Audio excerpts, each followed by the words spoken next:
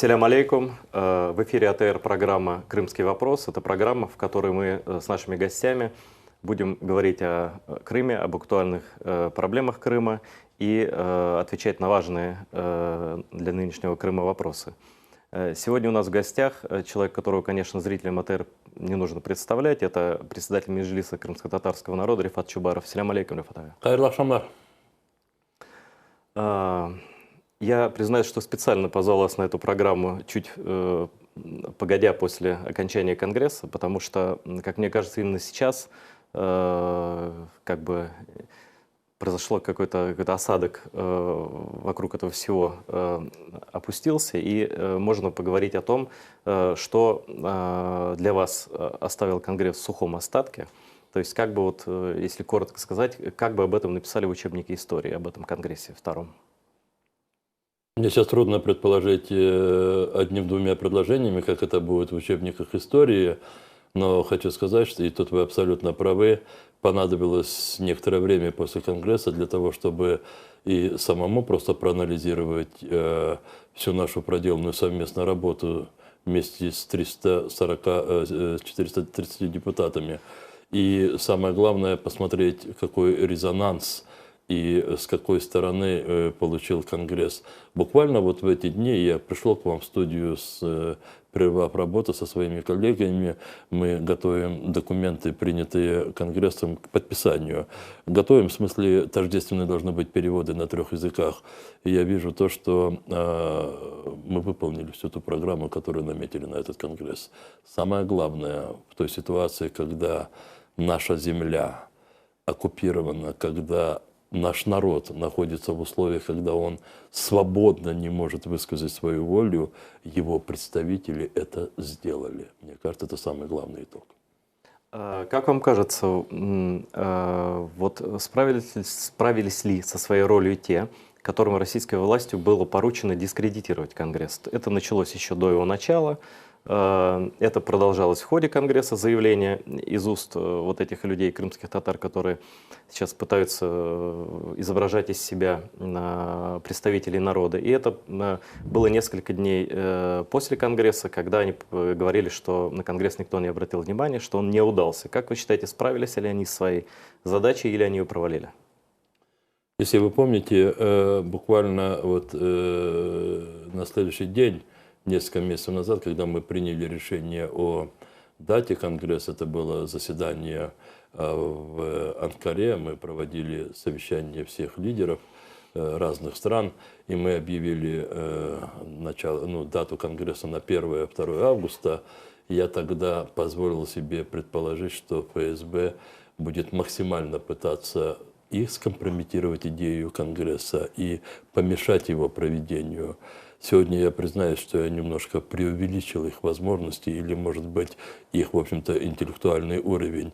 Буквально на второй день после Конгресса я, просматривая так называемую российскую аналитику, обратил внимание на одну из статей, где автор сетует на то, что не своевременно и не заранее была начата работа по, как они говорят, по разъяснению целей и задач Конгресса, и поэтому, как говорит этот автор, российская сторона проиграла.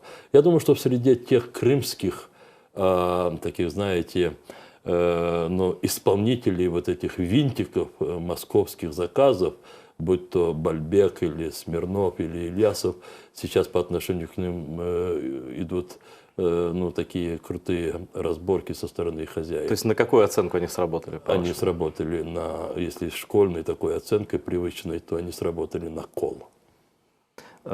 Скажите, пожалуйста, может быть, этот вопрос вам задавали уже, может быть, нет, но лично для меня, я присутствовал на Конгрессе, было несколько удивительно то, что на Конгрессе не только не было муфтия Крыма, но и не было видеообращения от муфтия к народу, хотя были видеообращения других людей, которым не дали выехать из Крыма.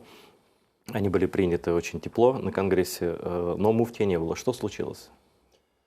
Я меньше всего хотел бы сейчас, может быть, озвучивать полностью собственное представление, ограничусь, наверное, лишь тем, что тем людям, которые сегодня живут в Крыму, и прежде всего крымским татарам, а среди крымских татар прежде всего тем людям, которые отягощены или обременены особыми заботами, им сложнее всего. Я исхожу из того, что часть из этих людей, видимо, и включая муфтия, они просто не могут во многих случаях предпринимать именно те действия, которые бы они предприняли бы в других ситуациях.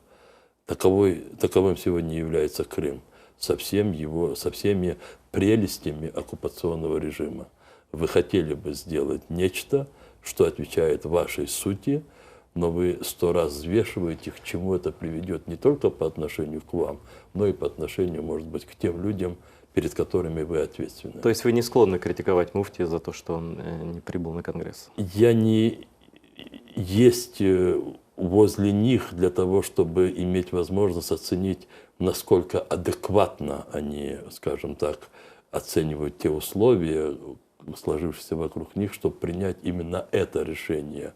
По крайней мере, я не спешу заранее осыпать тех или иных людей упреками.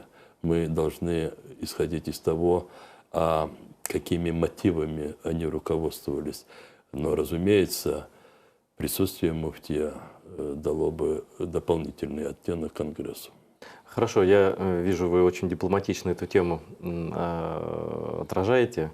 Но, допустим, если о муфтии, о его мотивации как бы говорить вы публично так не хотите, то, может быть, мы поговорим о тех людях, которые сейчас представляют якобы интересы крымских татар. Вы их хорошо знаете, этих 3 людей. И вы, конечно, опять же, очень дипломатичный политик, и это один из ваших громадных плюсов. Но, тем не менее, как вы оцениваете их положение в нынешнем крымском истеблишменте в целом, вот этих 3 людей? И как бы второй вопрос, вытекающий из этого. Вы их давно знали, они, в общем, появились не как черт из табакерки, они были в политикуме крымском еще при Украине. Ожидали ли вы от этих людей того поведения, которое они сейчас демонстрируют? Я позволю все-таки закончить, может быть, еще одним своим искренним рассуждением. Ваш вопрос о муфтии. Мне представляется, и я, в общем-то, не скрываю такого подхода, роль каждого духовного лидера, в том числе и муфтия, в таких очень сложнейших ситуациях должна сводиться к тому, чтобы максимально далеко стоять от прямой и ежедневной политики. И если бы вы, скажем, меня бы спросили бы, а что бы я бы посоветовал бы в условиях Крыма, я бы и сказал бы, что муфтий должен опекать исключительно духовную сторону жизни крымско-татарского народа, как мусульман. И тогда бы, возможно, очень многие вопросы решались бы намного, скажем так, намного легче для него самого. Здесь я хотел бы поставить точку. Что касается 3 персонажей крымско-татарской политики, представления оккупантов в Крыму, а они всем известны, по-моему, до вашей передачи я практически всегда избегал называть их по фамилиям, именам. Но, видимо, уже подошло время. Это Руслан Бальбек, Завур Смирнов, Ремзи Ильясов. О Руслане Бальбеке говорить не будем, хотя бы потому, что ничтожность его, она известна в Крыму всем, и в том числе Завуру Смирнову и Ремзи Ильясову еще с предыдущих лет. Я могу исключительно лишь напомнить вашим телезрителям его неблаговидную роль в 2013 году, накануне оккупации, когда мы уже очень близко подошли к проведению международного форума, то есть когда все государства собираются под эгидой ОБСЕ и обсуждают вместе с Меджлисом состояние крымско-татарского народа и гарантии его будущего на своей земле. Ведь мы к этому форуму шли с 2008 года, с момента нападения России на Грузию. Тогда эта идея возникла.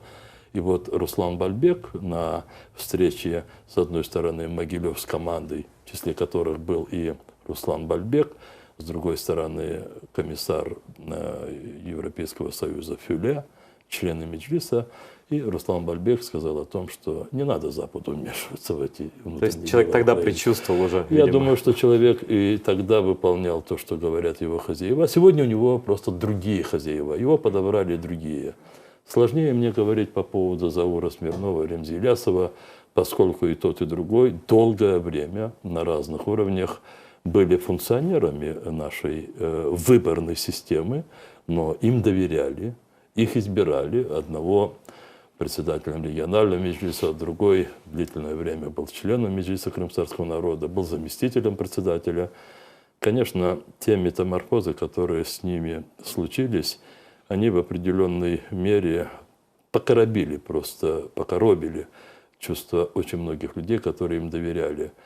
Я, опять же, очень часто использую, знаете, такие, может быть, очень такие незначительные, но для меня чувствительные такие факторы.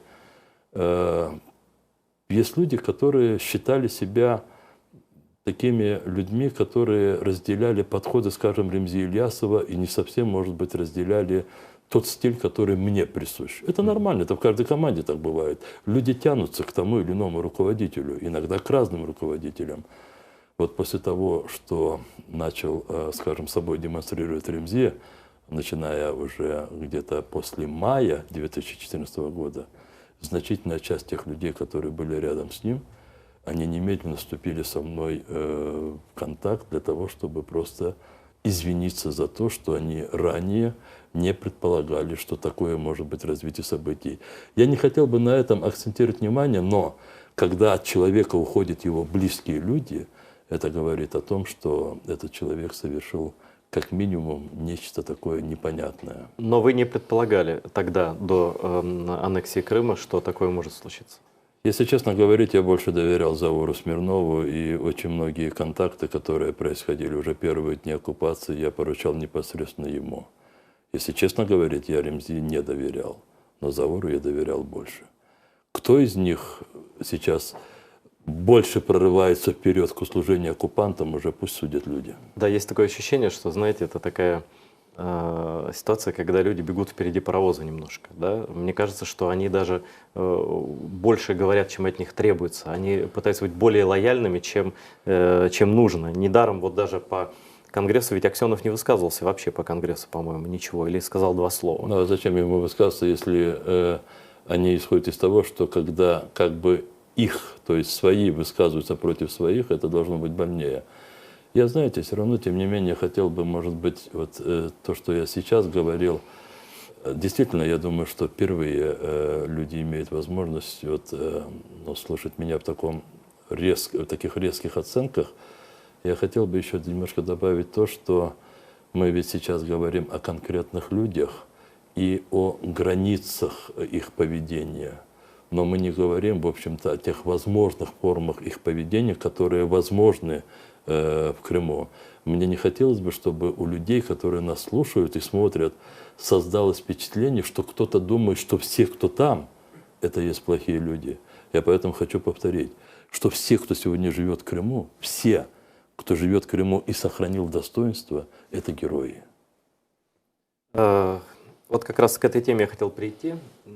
Буквально неделю назад известный украинский публицист, он живет в Киеве, но он сам из Крыма, Павел Казарин, опубликовал статью, такую достаточно программную, которая называлась «Крым. Инструкция к применению».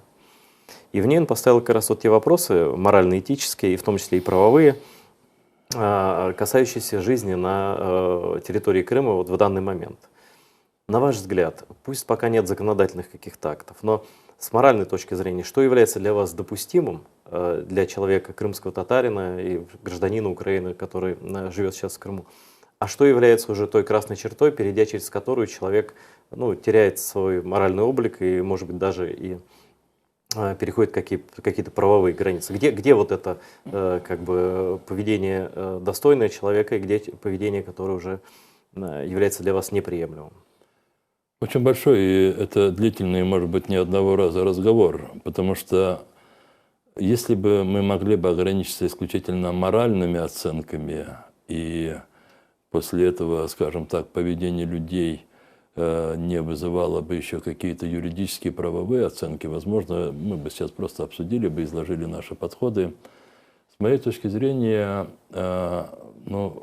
впервые более 2 миллионов людей оказалось в такой ситуации, когда они должны были выбирать не только, скажем так, между моралью и аморальностью, но когда люди должны были найти такую форму поведения, которая бы соответствовала тем установкам, которые у них, в общем-то, сложились в голове в протяжении всех их жизни. У каждого по-разному. Кто-то читал книги, кому что-то рассказывали родители. Более 2 миллионов людей в один день оказались в ситуации, когда к ним пришли агрессоры, кто бы как к ним ни относился, и они должны были, эти люди, определиться, а кто они теперь есть по отношению к пришельцам, оккупантам, и кто они есть по отношению к государству, заметьте, которое не смогло их защитить, а это прямая обязанность этого государства. И поэтому я помню и свои внутренние, очень глубокие, такие тяжелые для меня самого размышления. Я ведь до 4 июля 2014 года находился в Крыму, за исключением нескольких выездов там на международные конференции. Я помню все те мотивации, которые мы бессонными ночами обсуждали с членами Меджлиса, мы принимали те или иные решения. Для нас самое главное в то время являлось то, чтобы мы своими действиями не осветили несправедливость, чтобы мы зло не назвали добром. То есть мы для себя установили какой-то Рубикон. Государство украинское в то время и его существующее законодательное поле этим людям многим не давало ответа на те вопросы, которые у них есть. В итоге сегодня мы уже в Украине стоим перед выбором, а как нам вырабатывать политику по отношению ко всему населению Крыма после его деоккупации. Никто же не сомневается о том, что Крым возвратится в то правовое поле, из которого его насильно изъяло одно государство – Россия.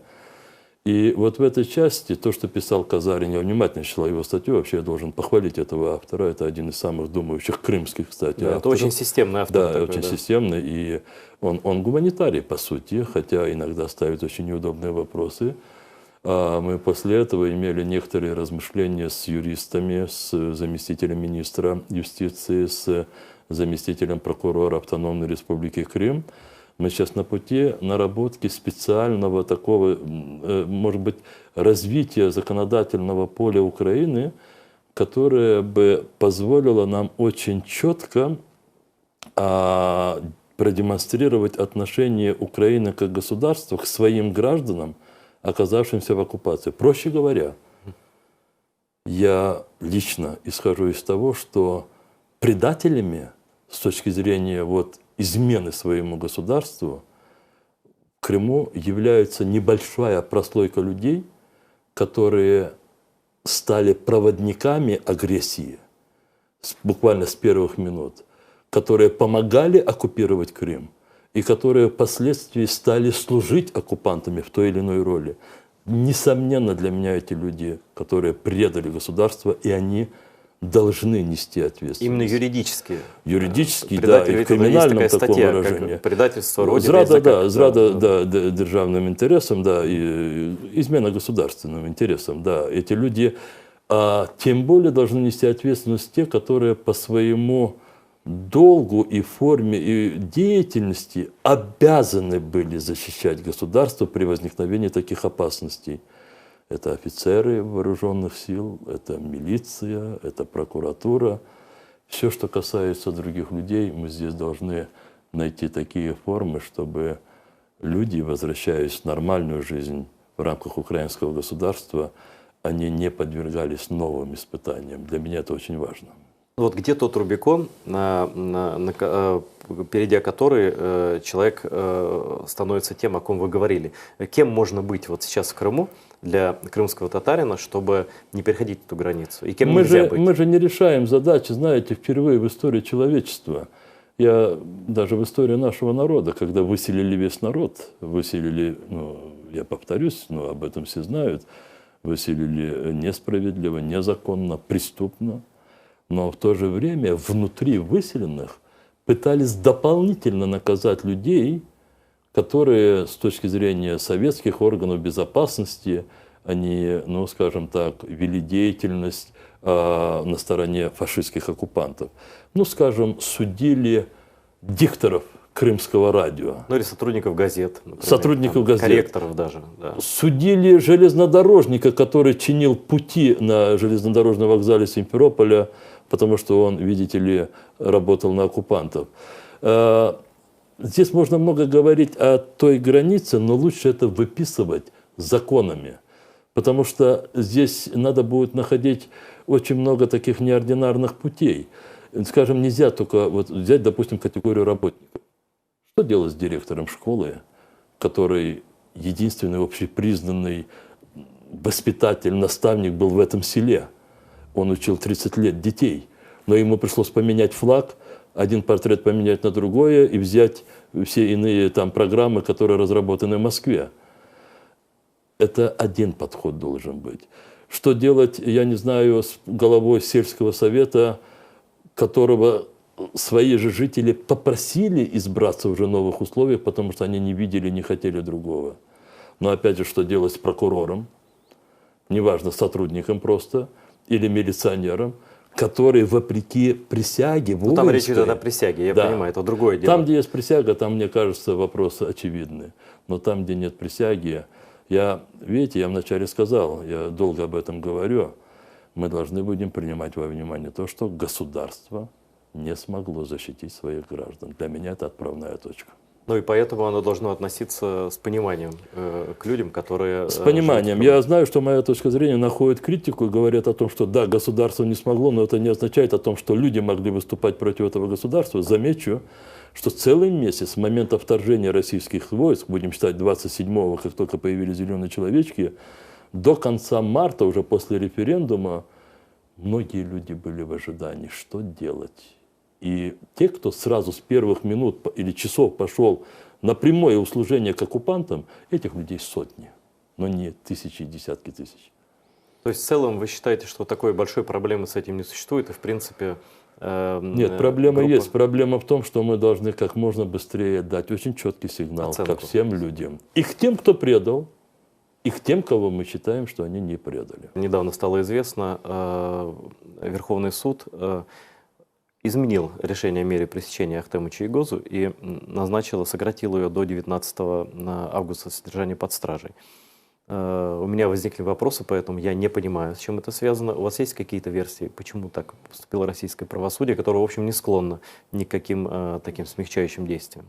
Чтобы ваши телезрители понимали, о чем идет речь, еще недавно Ахтему Чийгозу, заместителю председателя Меджлиса крымтатарского народа, который незаконно находится по страже с 29 января этого года, еще недавно ему продлили этот срок содержания под стражей до 19 ноября этого года.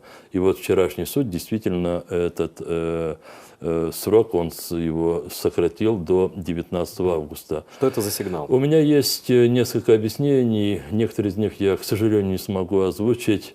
Мы сейчас проходим некий такой тест. Но я имею в виду тест проверки некоторых моментов, связанных с изменением подходов взаимоотношений материка и полуострова. Посмотрим, что будет 19 августа. Я могу прямо в эфир сказать. Для нас очень важно, что они решат 19 августа в отношении Ахтема Чийгоза. Я бы, если бы меня бы спросили, посоветовал бы им его немедленно освободить. Потому что все равно придется освободить.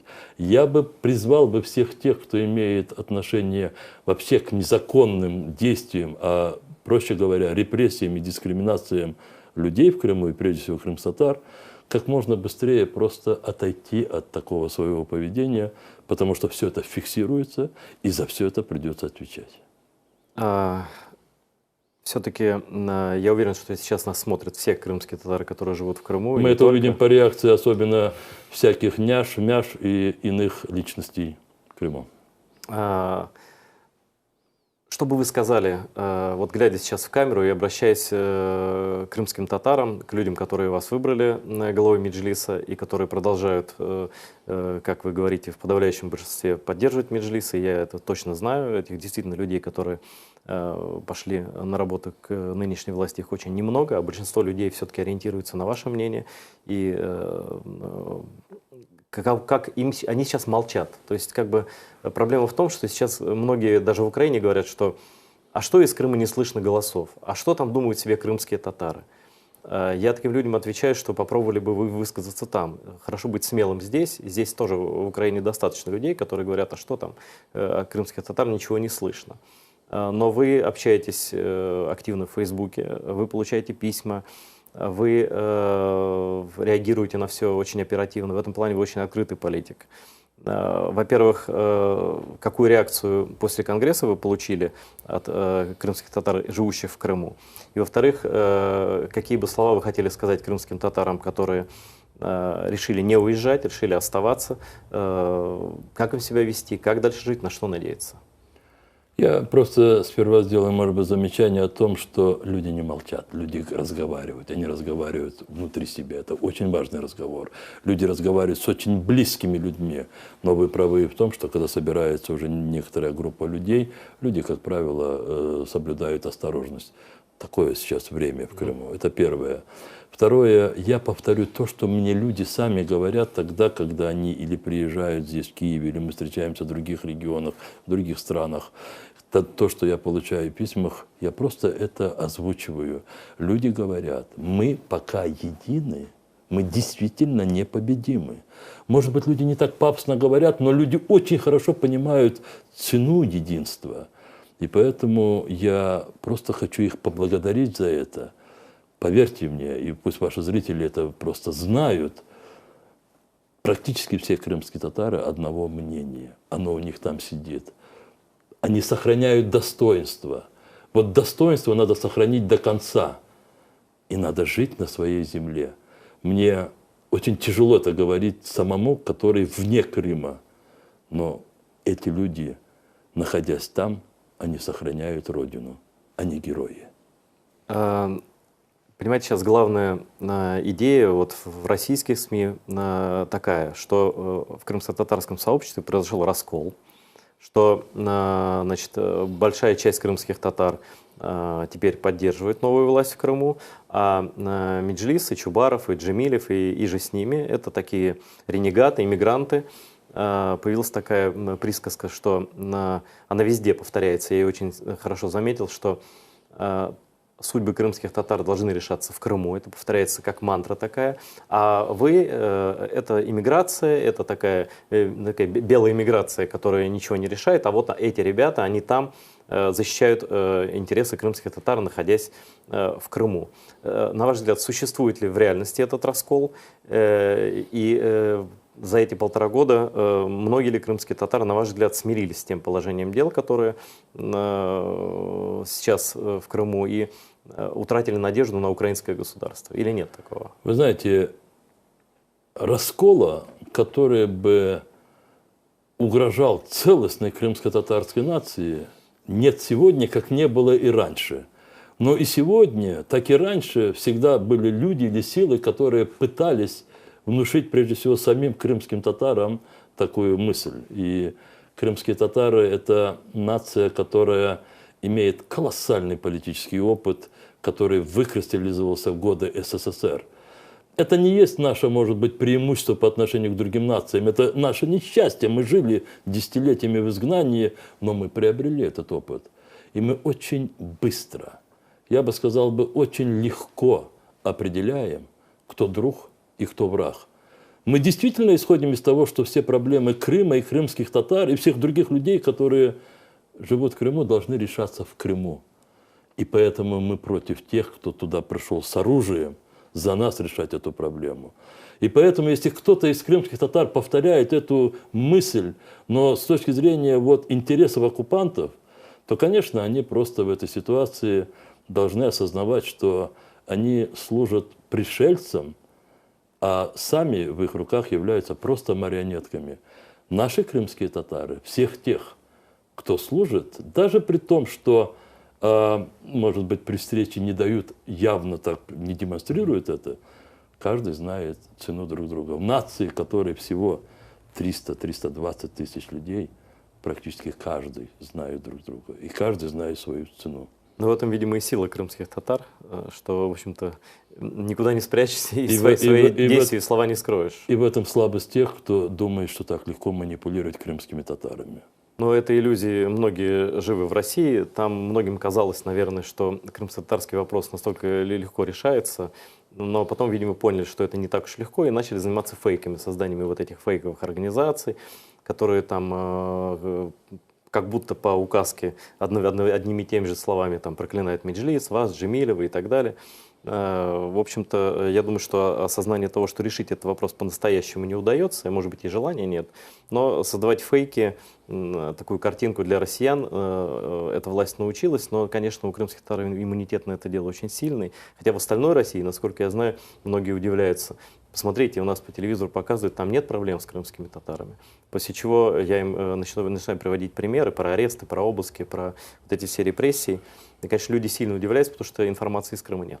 Если мы чуть-чуть залезли уже, собственно, на российскую территорию, то есть с оккупированного Крыма перешли на материковую Россию, я все-таки, опять же, опираясь на опыт проживания в советское время, исхожу из того, что там телезрители или большинство граждан России, они, если и обмануты, а я скажу, что они обмануты в отношении тех событий и явлений, в которых они не живут, но в отношении собственной жизни, собственного холодильника, собственного окружения, безопасности проживания, что бы им Киселевы с экранов телевидения не говорили, они прекрасно знают, как было в советское время.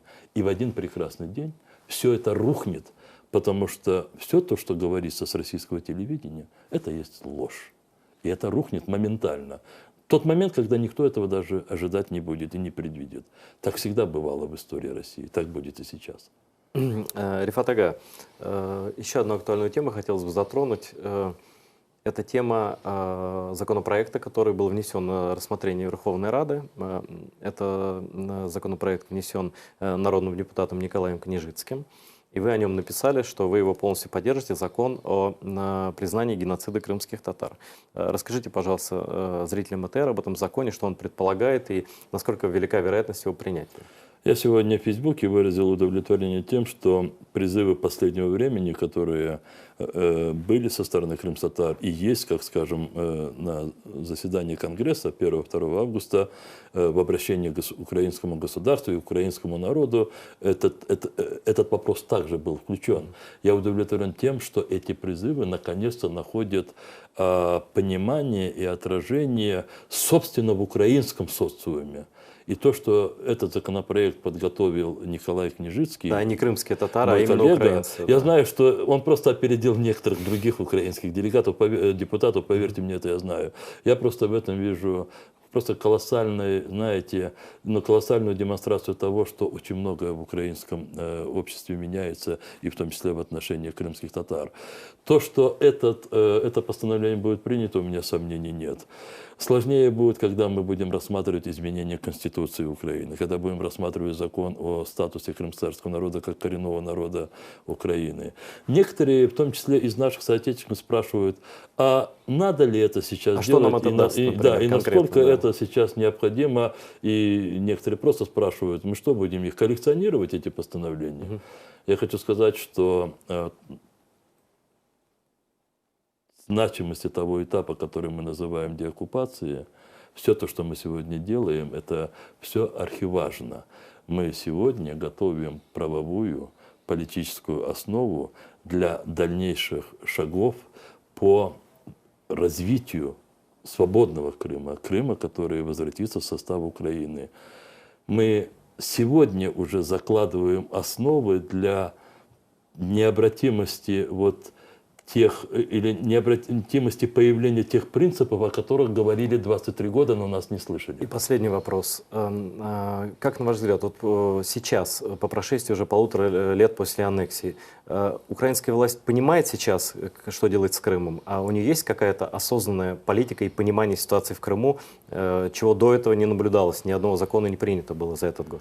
Ну, вы меня сейчас как бы заставляете говорить за всю украинскую власть в целом, я тогда скажу нет. Украинская власть в целом не справляется с очень многими вопросами как внутренне собственного развития, так и вопросами, связанными с оккупированной территорией или с теми территориями, которые не контролируются.